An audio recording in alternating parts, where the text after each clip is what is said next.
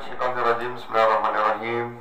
Rabbi shrah li sadri wa yassir li amri wahlul 'uqdatam min lisani yafqahu qawli. Rabbi zidni ilma, Rabbi zidni ilma, Rabbi zidni ilma. Rabbi anzilni munzala mubaraka wa anta khairul munzilin. Subhanaka la ilma lana illa ma 'allamtana innaka antal alimul hakim. Rabbi a'udzubika min hamazati syayatin wa a'udzubika rabbi ayyahdurun. Innahu min Sulaiman wa innahu bismillahirrahmanirrahim. Assalamualaikum warahmatullahi wabarakatuh. Hadirin ma'asyiral muslimin yang berbahagia di mana saja Anda berada.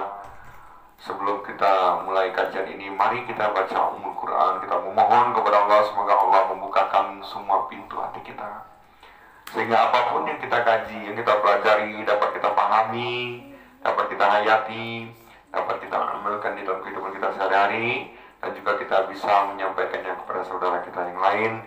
Dan kita perlu berdoa juga semoga kita minta perlindungan dari Allah dari segala kejahatan, dari segala penyakit. Semoga kita semuanya sehat walafiat dan semoga kita husnul khotimah. Al-Fatihah. A'udzubillahi minasyaitonir rajim. Bismillahirrahmanirrahim. Alhamdulillahirabbil alamin arrahmanirrahim maliki yaumiddin. Iyyaka na'budu wa iyyaka nasta'in ihdinas siratal mustaqim. Shiratal ladzina an'amta 'alaihim ghairil maghdubi 'alaihim waladdallin. Masyarakat muslimin yang berbahagia, pada kesempatan ini kita berbicara tentang tahajud atau qiyamul lail. Yang sering dikatakan orang tahajud atau apa sih tahajud? Tahajud itu sholat tahajud. Apa itu qiyamul lail? Bangun di malam hari. Sebagaimana perintah sholat tahajud ini adalah ayat yang kedua turun. Ayat yang kedua turun, yang pertama itu adalah Iqra bismi rabbikal ladzi khalaq. Khalaqal insana min 'alaq. Iqra wa rabbukal akram. Nah, ini yang pertama di Gua Hiro. Sehingga dengan turunnya ayat ini, Rasulullah SAW pulang di pagi-pagi itu dalam keadaan menggigil ketakutan. Dia ngomong sama Khadijah, selimuti aku. Maka langsung diselimuti oleh Khadijah. Khadijah langsung memberikan semangat kepada suaminya. Wahai suamiku ini adalah orang yang baik. Pasti apapun yang terjadi pada dirimu itu pasti adalah kebaikan. Diberi support, diberi semangat. Bukan seperti orang-orang sekarang. Orang-orang tadi bukan orang-orang di sini, orang-orang yang di jauh sana. Kalau suaminya lagi dapat masalah, langsung dicemoohkan, diinikanlah, diitukanlah. Enggak, bukan. Tetapi dengan betapa sayangnya, betapa solehannya istrinya Nabi kita Muhammad Rasulullah SAW, Siti Khadijah, langsung dia memberikan support, semangat kepada suaminya. Ini yang terjadi pada dirimu itu adalah pasti yang terbaik, sebab kau adalah orang yang baik. Makanya setelah diselimuti, turun lagi firman Allah di dalam suratnya 73 ayatnya 1 sampai dengan 7.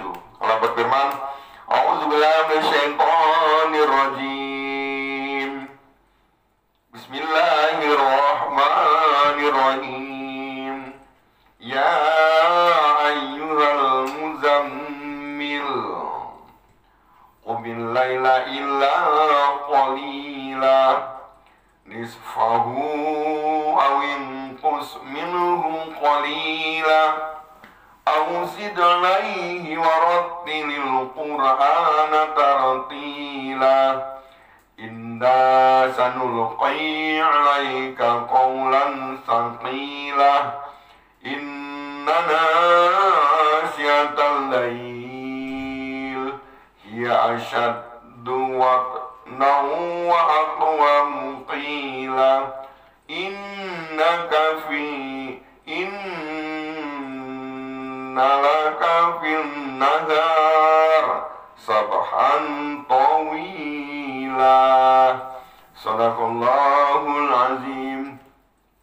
Nah, di sini kata Allah, ya ayyuhal muzammil, wahai orang yang berselimut Muhammad. Apa perintahnya? Qumil lail illa qalila. Bangunlah kamu, bangun di malam hari, meskipun sedikit. Sedikitnya yaitu apa dia menyuruh Nabi kita Muhammad Rasulullah SAW untuk bangun di malam hari untuk melaksanakan sholat tahajud.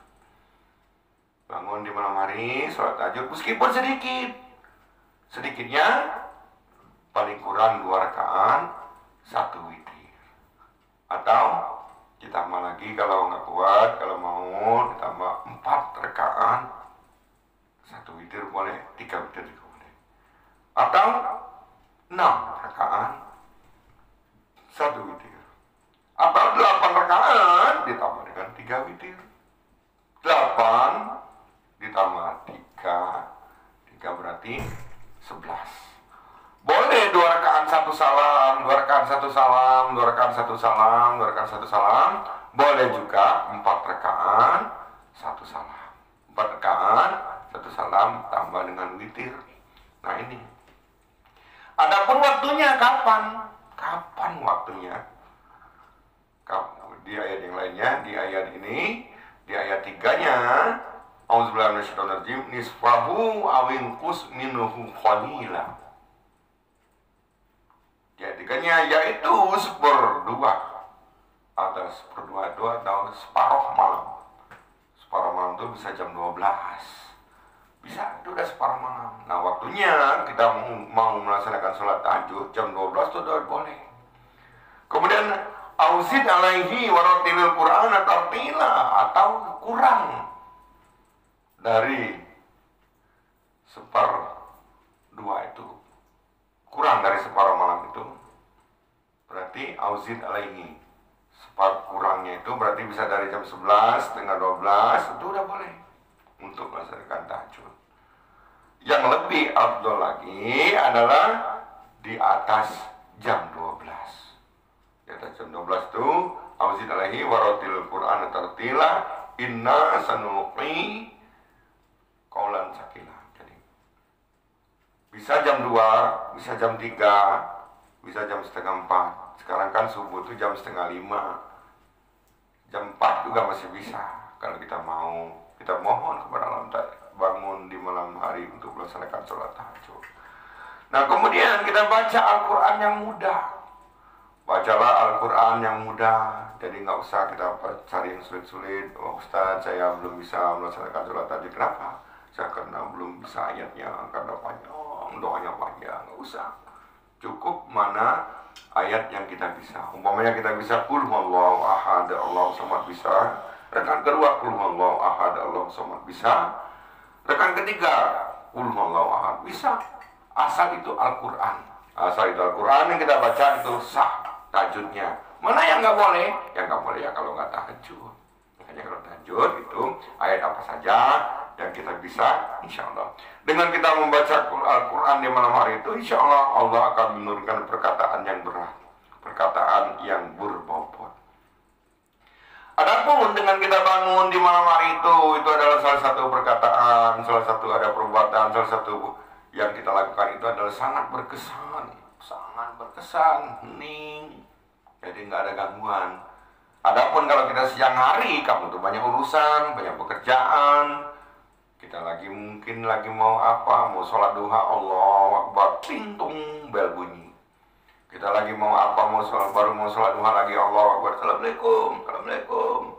Banyak sekali gangguan. Kita lagi baru mau sholat duha, ada juga yang telepon. Waduh, kalau nggak diangkat gimana, nanti siapa tahu ini orang yang mau bayar hutang. Nah ini makanya gangguannya banyak. Nah kalau di malam hari, di jam 2, jam 3, jam 4 malam itu siapa yang menelpon? Nggak ada, kecuali emergency exit. Tapi kalau nggak, ya nggak ada. Makanya kita dengan bangun di malam hari itu adalah salah satu ibadah tambahan. Dan dengan bangun malam itu adalah kita hening. Hadirin berbahagia, di ayat yang lain Allah katakan, tadinya sebenarnya surat tahajud itu wajib. Nah setelah turunnya perintah sholat 5 waktu, setelah Nabi kita Muhammad Rasulullah SAW Isra dan Mi'raj, dia mendapatkan perintah untuk melaksanakan sholat 5 waktu. Makanya sholat tahajud jadi sunat. Tapi sunatnya sunat muakkad. Bahkan Hasan al-Banna itu ahli Mesir itu, dia mengatakan orang yang bangun setiap malam melaksanakan tahajud itu adalah orang yang sekolah atau mungkin sekolah di universitas yang paling tertinggi di dunia itu orang tahajud. Makanya sayang kita, malam tetap akan berlalu. Adapun kalau malam besok itu sudah malam yang lain. Sayang kalau kita nggak bangun untuk melaksanakan sholat tahajud. Coba kita lihat lagi suratnya 17 ayatnya 78. A'udzubillahi minasyaitonirrajim. Bismillahirrahmanirrahim. Aqimis sholata liduluki syamsi ila ghasaqil lail wa qur'anal fajr inna qur'anal fajri kana mashhuda. Kata Allah, aqimis sholata liduluki syamsi ila ghasaqil lail, dirikanlah sholat mulai dari tergelincir matahari yaitu zuhur, asar sampai gelap malam, maghrib dan isya. Kemudian dirikanlah sholat subuh, sesungguhnya sholat subuh itu disaksikan oleh para malaikat. Nah, ini perintah sholat 5 waktu. Di mana Allah memberikan wahyu kepada Nabi kita Muhammad ini di waktu Nabi kita Muhammad Rasulullah Sallallahu Alaihi Wasallam Isra dan Mi'raj di Sidratil Muntaha. Setelah at-tahiyatul mubarakatuh shalawatut thayyibatul lillah, assalamualaikum ayuhan nabi warahmatullahi wabarakatuh, assalamualaikum warahmatullahi wabarakatuh, turunlah ayat ini. Aqimis sholata liduluki syamsi ila ghasaqil lail wa qur'anal fajr inna qur'anal fajri kana mashhuda. Turun ayat ini. Nah, kalau sudah turun surat perintah sholat melaksanakan 5 waktu ini, bagaimana nasibnya tahajud? Nasib tahajud adalah jadi sunat, tapi sunatnya sunat muakkad. Makanya dikatakan di ayat berikutnya 17, 78, 79-nya, wa minal laili fatahajjad bihi nafilatan lak asa ayyab'atsaka rabbuka maqaman mahmuda. Sebagian malam bangunlah kamu untuk melaksanakan ibadah sholat tahajud. Dengan kita sholat tahajud rutin, istiqomah setiap malam, nanti Allah akan mengangkat harkat derajatmu ke tempat yang terpuji, maqaman mahmuda. Kemudian kalau kita nggak bisa ayat doanya, makanya doanya ada wa qur rabbi adkhilni mudkhala sidqi wa akhrijni mukhraja sidqi waj'alni min ladunka sultanan nasira. Doanya, ya Allah, masukkanlah aku tempat masuk yang benar. Jika aku punya kesulitan, ya Allah, berikanlah aku jalan keluar yang benar, dan berikanlah aku kekuasaan, kekuatan yang dapat menolong diri. Ini doanya. Kita belum bisa doa yang lain. Atau kita bisa doa apa? Doa sapu jagat. Apa? Rabbana atina fid dunya hasanah wa fil akhirati hasanah wa qina adzabannar. Boleh. Nah, ini. Setelah kita sudah melaksanakan 5 waktu, setelah 5 waktu kita tahajud, baca doa ini, maka kata Allah hasilnya wa qul ja'al haqq wa zahaqal batil innal batila kana zahuqa. Maka kata Allah, kami turunkan kebenaran dan kebatilan akan hilang. Sesungguhnya kebatilan itu akan pasti hilang. Orang yang melaksanakan 5 waktu tahajud tiap malam, berdoa, nanti kata Allah, dia akan orang yang benar, pikirannya benar, usahanya benar, mendidik anaknya benar, pekerjaannya sehari-hari benar, ucapannya pun benar. Kebatilan-kebatilan yang selama ini mungkin dia suka merumpinya, mungkin suka apanya, suzon sama orangnya, mungkin dia suka di langkah-langkah yang nggak benar, atau dia memandang-mandang yang pemandangan yang tidak benar, ucapan-ucapan tidak benar, itu hilang dengan sendirinya. Ini makanya dengan ini dia setelah ini waktu ja'al haqq wa zaqal batil innal batila kana zahuqa. Tapi supaya dia bisa istiqomah, makanya dia harus ngaji Al-Qur'an. Ya, Al-Qur'an ini di ayat 80-nya, ayat 879, 78, 79, 80, 81-nya. 81-nya, auzubillahi minasyaitonirrajim, wa nunazzilu minal qur'ani ma huwa syifaa wa rahmatul lil mu'minin wa la yaziduz zalimina illa khasara. Kami turunkan Al-Qur'an adalah syifa, obat. Si obat itu adalah obat penerang hati, obat penyakit, obat galau, gundah gulana, obat. Dengan kita gundah gulana, dengan kita bingung, dengan kita resah, ngaji Quran. Nanti kami turunkan Al-Quran itu adalah obat, tapi bagi orang-orang yang lil mukmin, bukan saja obat tapi rahmat lil mukmin, untuk orang-orang yang beriman. Nah, bagaimana kalau orang yang zalim? Orang yang zalim dengan adanya Al-Quran dia tetap akan rugi. Mudah-mudahan dengan pengajian kita yang singkat ini dapat kita pahami, dapat kita hayati, dapat kita amalkan di dalam kehidupan kita sehari-hari. Lebih dari kurangnya mohon maaf. Wassalamualaikum warahmatullahi wabarakatuh.